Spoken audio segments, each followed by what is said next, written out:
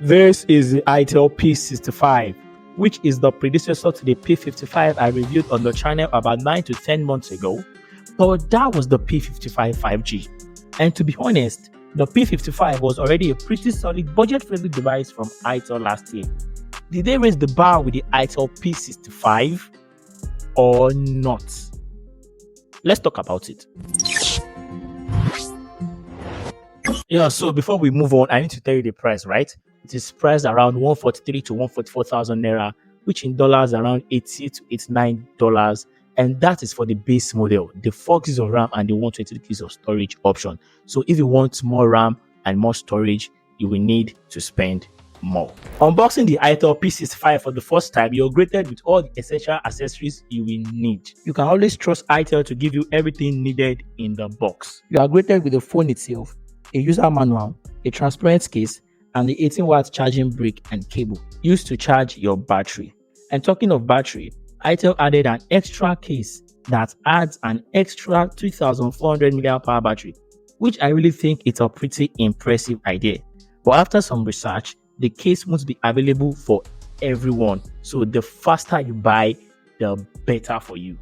The design is probably the second highlight of this device after the whole battery thing going on. I didn't expect this change in design from Itel. It looks nice and durable with a rough look to it, and it takes inspiration from the G20 Pro from Infinix if you really look into it, which that was a gaming phone, but this is not a gaming phone. I have no idea why they went with this gaming look, but the phone is glossy and it attracts a lot of fingerprint magnets. Anyways, we all use cases on our phone, right? Still at the back, there is the word power, just like last year. That is not new. But what is new is the LED light customization that glyph up when you receive notifications or when you're playing games or even when your device is charging, which is very useful. All ports and buttons are at their normal position, right? And lest I forget, the power button also doubles as a fingerprint scanner. And we also have 2 nano SIM card slots and an extra SD card slot for expansion if you need it. Yeah, and we also have the mono speaker setup, right? They don't sound world class, but they get the job done. The Itel P65 comes at 192.4 grams. That means it is 2 grams heavier than the Itel P55. And we are not done yet. Itel added a game space button. It is located above the volume button, which is also customizable. More on that later.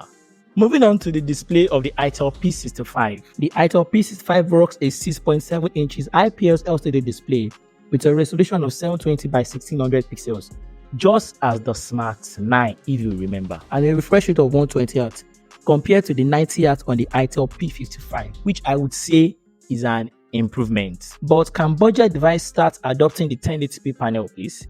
I feel it's about time. But content consumption on this display is similar to that of the Infinix Smart 9, right? It is very decent that you won't have a slight problem.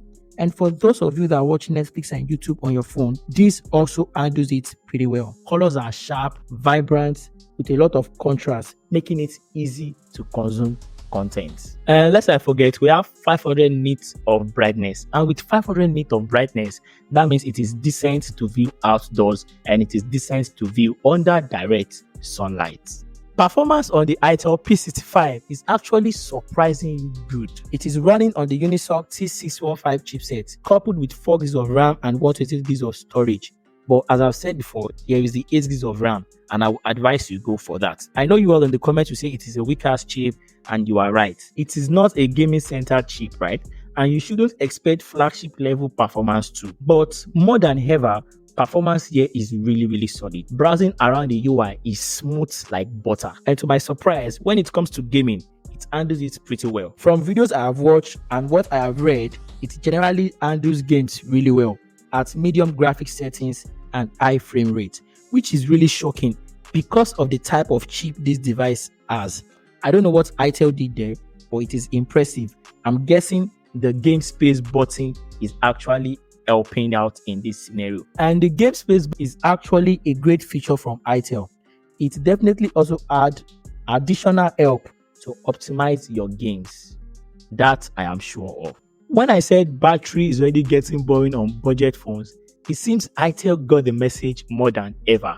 This device comes with 5000 standard milliamp hour battery that will definitely last you the entire day with or without gaming. Yes, that is the standard. Then Itel went a bit further and make a limited edition charging case. I said limited edition because the earlier you grab this device, the better for you, as I said before. Those that will get it later, like next 2 months, next 3 months, might not be getting the additional case. And what the case simply does is that it adds an extra 2400 milliamp hour battery to your battery. You can juice up your phone with the case. There's a Type-C connector that you just put inside the Type-C port of your phone, and then boom, it starts charging. But make sure that you toggle on bypass charging to preserve the lifespan of your battery. You can also charge the case and the phone together, which is really impressive. Now, that is not boring. When it comes to software, the Itel P65 is running on Android 14 with Itel OS skin 14 on it. And it is the standard Itel skin you have seen before. But we still have a lot of bloatware applications again and pre-installed app. But you can always uninstall them, right? It runs on Android 14, but we have less customization. It looks like it is the Go edition in my opinion. But thankfully, we still got Havana here, the ChatGPT voice assistant. And for software updates, should we get software updates on the Itel P65? Yes. Are we going to get software updates on the Itel 55? That I'm not sure. Cameras on the Itel P65 is below average. If your main reason for getting a device is because of the cameras, I would suggest you skip this one. It comes with a standard and a useful 50 megapixel main camera and the 8 megapixel selfie camera. Pictures don't look nice in my opinion. You will need to give it a lot of light to take useful pictures. Same with the selfie camera as well. And for videos, it shoots at 1080p 30 frames per second max, which is already becoming the standard and a norm for these budget devices. And if you're like me and performance, gaming, and build quality is your priority, the Itel P65 might just be the one for you.